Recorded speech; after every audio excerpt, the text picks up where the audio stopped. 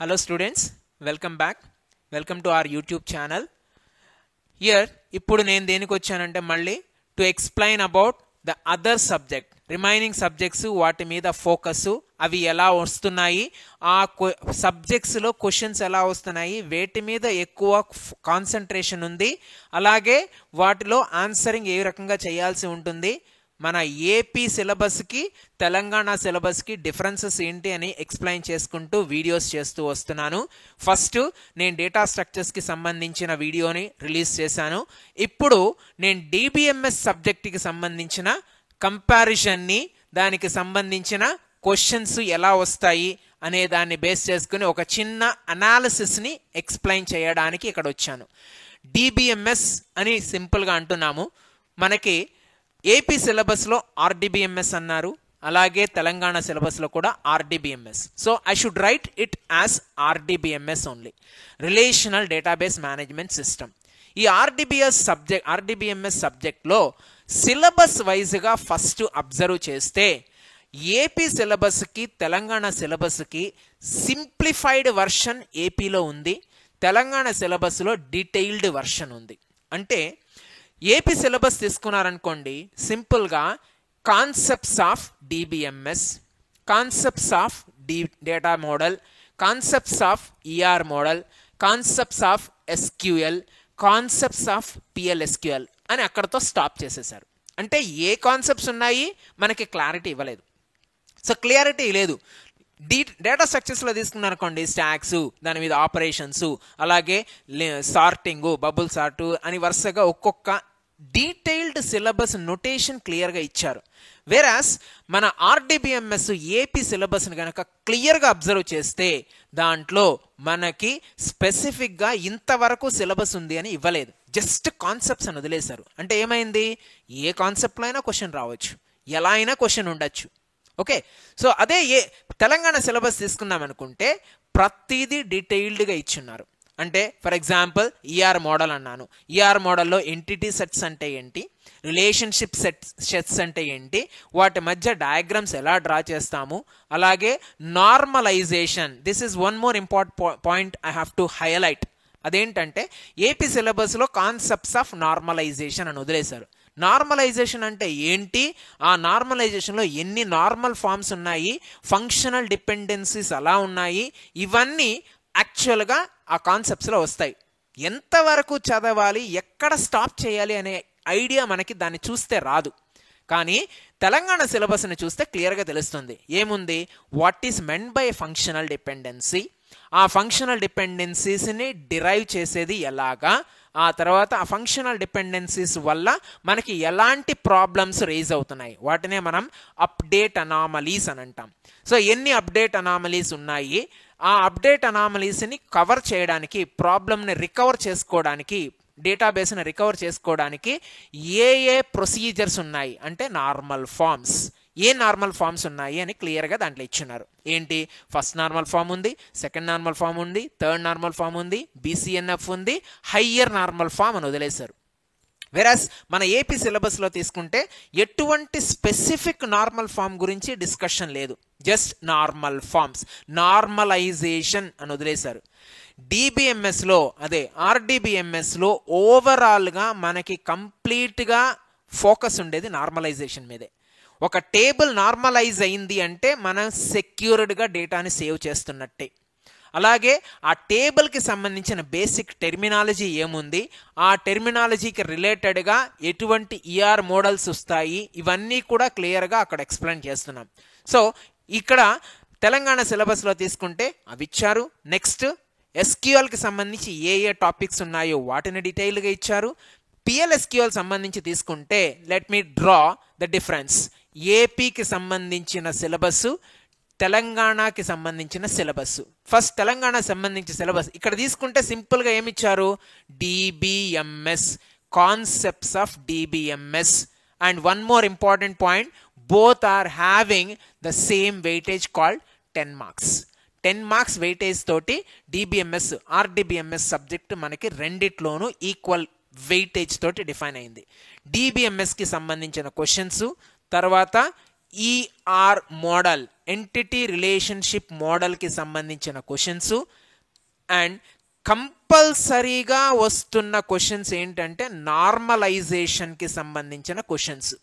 So what is a normalization అని కానీ, suppose first normal ఫామ్లో ఏమి రిమూవ్ అవుతుంది, లేదా ఒక టేబుల్లో ఇది కనుక రిమూవ్ అయితే ఏ నార్మల్ ఫామ్లో ఉన్నట్టు, ఇలాంటి క్వశ్చన్స్ ఉన్నాయి. For example, one simple case, if a table does not possess partial functional dependency, then this table is in dash normal form అని ఇస్తారు.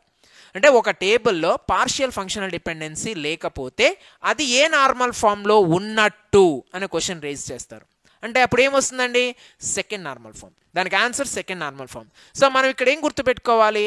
ఒక్కొక్క నార్మల్ ఫామ్లో మనం ఏ పర్టికులర్ పాయింట్ మీద ఫోకస్ పెడుతున్నామో దాన్ని చూడాలి, అది గుర్తుపెట్టుకోవాలి. అంటే సింపుల్గా third normal form is for this one అని అడగట్లా, రివర్స్లో అడుగుతున్నారు. సో ఒకవేళ టేబుల్లో ఇది ఉంటే, అంటే if the table consist of functional dependency between non key attributes మధ్య ఫంక్షనల్ డిపెండెన్సీ ఉంది అంటే ఏ నార్మల్ ఫామ్లో లేనట్టు అని అడుగుతారు, అంటే అది థర్డ్ నార్మల్ ఫామ్. అలా నార్మలైజేషన్లో కొంచెం ట్విస్టింగ్ టైప్ ఆఫ్ క్వశ్చన్స్ వస్తాయి, వాటిని జాగ్రత్తగా అబ్జర్వ్ చేసి ఆన్సర్ చేయాలి. ఇక్కడ విత్ నాట్ ఇన్ అనే క్వశ్చన్ మనకు కనపడదు, డైరెక్ట్గా ఇందులో ఉంది అన్నప్పుడు సెకండ్ నార్మల్ ఫామ్లో థర్డ్ నార్మల్ ఫామ్ అని పెట్టేస్తాం. అలా కాదు, జాగ్రత్తగా క్వశ్చన్ని నీట్గా చదవండి, 1-2 సార్లు చదవండి, అర్థం చేసుకోండి, ఆ తర్వాత దానికి ఆన్సర్ని పెట్టడానికి ట్రై చేయండి. ఎప్పుడూ కూడా బ్లైండ్గా వేగ్గా ఒక ఆన్సర్ని పెట్టద్దు. సో నార్మలైజేషన్ అయిన తర్వాత మనకి ఉన్న కాన్సెప్ట్స్ ఏంటంటే ఎస్క్యూఎల్ మీద అంటే ఏం వస్తాయి, ఎక్కడ ఏం మెన్షన్ చేయాలా. దీంట్లో మనకి ఎక్కువగా రావడానికి స్కోప్ ఉండేది కమాండ్స్. దీంట్లో నార్మల్ ఫామ్స్ మీద క్వశ్చన్స్ అడుగుతున్నారు, కమాండ్స్ మీద క్వశ్చన్స్ అడుగుతారు. కమాండ్స్ అంటే సెలెక్ట్ కమాండు, ఆల్టర్ కమాండ్లో ఉన్న options. Alter command one of the example questions ఏంటంటే, మనం టేబుల్ యొక్క స్ట్రక్చర్ని, డేటాబేస్ యొక్క స్ట్రక్చర్కి ఒక కన్స్ట్రైంట్ని యాడ్ చేయాలి అంటే ఏ కమాండ్ పనిచేస్తుంది? ఒక ఆల్రెడీ క్రియేట్ అయిపోయిన టేబుల్లో నేను ఇంకో కన్స్ట్రైంట్ని యాడ్ చేయాలనుకుంటున్నాను. యాడ్ చేయాలంటే ఏం చేయాలి? లేదు, కన్స్ట్రైంట్ని మాడిఫై చేయాలి. ఏ కమాండ్ యూజ్ చేస్తారు అంటే there is no direct command available. Alter కమాండ్లో మాడిఫై అని ఒక కన్స్ట్రైంట్ ఉంది, అంటే మాడిఫై కన్స్ట్రైంట్ అని ఒక అట్రిబ్యూట్ ఉంది. అది స్పెషల్ అట్రిబ్యూట్ కింద ట్రీట్ చేస్తాం.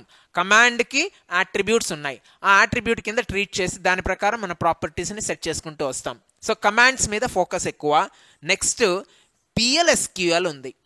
మనకి PLSQL మీద క్లియర్గా అబ్జర్వ్ చేసిన తర్వాత ఒక్క క్వశ్చన్ ఏమో వస్తూ ఉంది అంతే. PLSQLలో 1 లేదా అసలు రాకపోవడం, 0 or 1 క్వశ్చన్ ఫ్రమ్ PLSQL అంటే ప్రొసీజరల్ లాంగ్వేజ్ ఫర్ SQL. ఈ PLSQL మీద మనకి జనరల్గా ఏం క్వశ్చన్స్ వస్తాయి అనుకుంటామంటే ఫంక్షన్స్ మీద అడగడానికి స్కోప్ ఎక్కువ. మనకి మన AP సిలబస్ ప్రకారం ఫంక్షన్స్ మీద ఎక్కువ స్కోప్ ఉంది. ఫంక్షన్ అంటే ఏంటి, లేదా ఆ ఫంక్షన్స్ని డిఫైన్ చేయాలంటే ఎలా వర్క్ అవుతుంది, పారామీటర్స్ ఏంటి. సో ఫంక్షన్స్లో కానీ మనకి ప్రొసీజర్స్లో కానీ పారామీటర్స్, ఎన్ని టైప్స్ ఆఫ్ పారామీటర్స్ ఉన్నాయి అనేది అడుగుతారు. సో ఎన్ని టైప్స్ ఆఫ్ పారామీటర్స్ ఉన్నాయి? ఫస్ట్ ఇన్ పారామీటర్ ఉంది, అవుట్ పారామీటర్ ఉంది, ఇన్ అవుట్ పారామీటర్ ఉంది. సో ఇన్ను, అవుట్, ఇన్ అవుట్ అని 3 పారామీటర్స్ ఉన్నాయి. వీటి మీద PLSQLలో మాత్రమే క్వశ్చన్స్ రావడానికి స్కోప్ ఎక్కువ. తర్వాత ఇంకొకటి మనకి సిలబస్లో క్లియర్గా కనపడదు కానీ ట్రిగ్గర్స్ మీద క్వశ్చన్ అడుగుతున్నారండి, అది గుర్తుపెట్టుకోండి. అంటే అది అవుట్ ఆఫ్ సిలబస్, దాన్ని అది ఇచ్చాడు అటెంప్ట్ చేసి వదిలేస్తే ఆన్సర్ మార్క్స్ వేస్తారని అనుకోవడానికి లేదు. ఎందుకనంటే ప్రతిదానికి వాళ్ళు ఇచ్చిన టాపిక్ నేమ్ ఏంటి?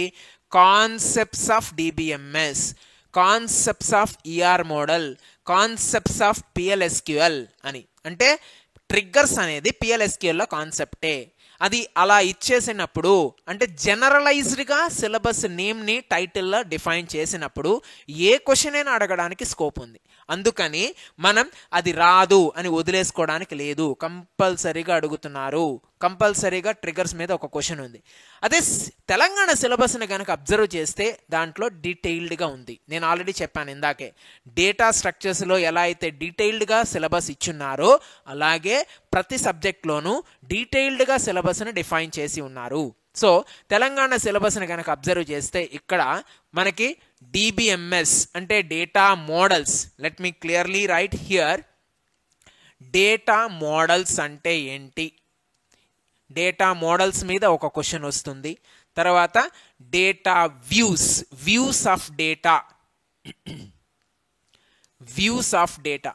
సో ఎన్ని ఉన్నాయి వ్యూస్ ఆఫ్ డేటా అంటే 3 level architecture view of data or what you call 3 schema architecture అంటారు. దీన్నే మనం data architecture, views of data architecture అని రాస్తున్నాను. ఆర్కిటెక్చర్ మీద మనకి డేటా మీద క్వశ్చన్స్ వస్తున్నాయి. Next most importantly ER model మీద, ఎంటిటీ రిలేషన్షిప్ మోడల్ మీద కంపల్సరీగా 3 to 4 క్వశ్చన్స్ వస్తాయి. ఏపీ మోడల్లో, ఏపీ సిలబస్లో తీసుకుంటే 2 to 3 క్వశ్చన్స్ కనపడుతున్నాయి. ఇక్కడ 3 to 4 క్వశ్చన్స్ కంపల్సరీగా ఇస్తున్నారు. సో ఫోకస్ అంతా కూడా ER మోడల్ మీద ఎక్కువ ఉంది. Next one comes is RD relational model.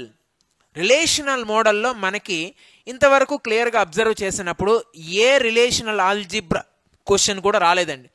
Relational algebra మీద క్వశ్చన్స్ రాలేదు, కానీ రిలేషనల్ మోడల్ మీద క్వశ్చన్స్ వస్తున్నాయి. Next one more important one, normalization సిలబస్ని ప్రకారం గనక అబ్జర్వ్ చేస్తే మీకు క్లియర్గా 1NF 2NF 3NF and BCNF ఈ 4 చాలా ఇంపార్టెంట్. వీటి మీద కంపల్సరీగా 2 క్వశ్చన్స్ వస్తున్నాయి.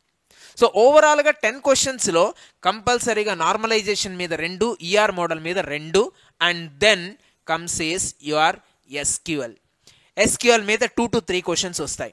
అండ్ దెన్ PLSQL కి సంబంధించి మాట్లాడితే PLSQLలో స్పెసిఫిక్గా ఇది అని చెప్పలేం, కానీ one important topic we have is cursor and the second one is the triggers మీద ఒక క్వశ్చను, కర్సర్స్ మీద ఒక క్వశ్చన్. కర్సర్ అంటే డేటాబేస్లో ప్రతి రోని ఎక్స్ట్రాక్ట్ చేసుకుని ప్రాసెస్ చేయడానికి మనం యూజ్ చేసే ఒక పాయింటర్ లాంటిది. ఆ కర్సర్స్ మీద ఒక క్వశ్చను, ట్రిగ్గర్స్ మీద ఒక క్వశ్చను, క్లియర్గా క్వశ్చన్స్ రైజ్ అవుతున్నాయి. సో ఇలా మనకి డేటా మోడల్స్ మీద ఒక 2 questions, next views of data తక్కువ, దీని మీద 2 to 4 క్వశ్చన్స్ వస్తున్నాయి. దెన్ రిలేషనల్ మోడల్ మీద ఒక క్వశ్చను, కంపల్సరీగా నార్మలైజేషన్ మీద ఒక 2 క్వశ్చన్స్, ఈ వీటి మీద రిమైనింగ్ క్వశ్చన్స్ 2 2 2 7 వస్తే రిమైనింగ్ 3 క్వశ్చన్స్ దీని మీద వస్తున్నాయి. అదే ఇక్కడ అబ్జర్వ్ చేస్తే DBMSలో ఒక 2 క్వశ్చన్స్, ER మోడల్లో కంపల్సరీగా 2 క్వశ్చన్స్, నార్మలైజేషన్లో 2 క్వశ్చన్స్, ఇక్కడ 2 క్వశ్చన్స్ అండ్ PLSQL మీద 2 క్వశ్చన్స్. 5 టాపిక్స్ ఉన్నాయి. ఒక్కొక్క టాపిక్ మీద 2 క్వశ్చన్స్ రైజ్ అవుతున్నాయి. సో ఈ క్వశ్చన్స్ని క్లియర్గా పేపర్స్ 2 అంటే ఏపీ పేపరు తెలంగాణ పేపరు 2 క్లియర్గా అనాలిసిస్ చేసిన తర్వాత నేను ఇక్కడ మీ ముందుకు వచ్చి క్లియర్గా మాట్లాడుతున్నాను. రిమైనింగ్ సబ్జెక్ట్స్కి సంబంధించిన ఓవర్వ్యూ కూడా ఖచ్చితంగా ఇస్తాను. ఇక్కడ RDBMSకి సంబంధించిన ఓవర్వ్యూ ఇచ్చాను. సో దీంట్లో మనకి అప్లికేషన్ బేస్డ్ ప్రాసెసింగ్ అంతా డేటా స్ట్రక్చర్స్లో ఉంటుంది. RDBMSలో అంతా నార్మలైజేషను కమాండ్స్, వేరే మార్పు లేదు. సో ఎగ్జిస్టింగ్ కమాండ్స్ ఏంటి, ఆ కమాండ్స్ యొక్క అట్రిబ్యూట్స్ ఏంటి, దానికి క్లాసెస్ ఏమున్నాయి, ఆ క్లాసెస్కి సంబంధించిన ఆప్షన్ ఎంట్రీస్ ఏమున్నాయి, కంపల్సరీ ఎంట్రీస్ ఏమున్నాయి అన్నీ చూసుకోవాలి. ఇప్పుడు ఒక సెలెక్ట్ కమాండ్లో నేను డేటాని ఆర్డర్లో డిస్ప్లే చేయాలి అంటే ఆర్డర్ బై క్లాస్ యూజ్ చేస్తాం. అలా కాకుండా గ్రూప్స్ వైజ్గా నాకు టోటల్ కావాలి అంటే గ్రూప్ బై క్లాస్ యూజ్ చేస్తాం. అలా స్పెసిఫిక్గా క్లాసెస్ మీద కూడా క్వశ్చన్స్ రేస్ కావచ్చు. సో వాటిని జాగ్రత్తగా అబ్జర్వ్ చేసి ఆన్సర్ చేయండి.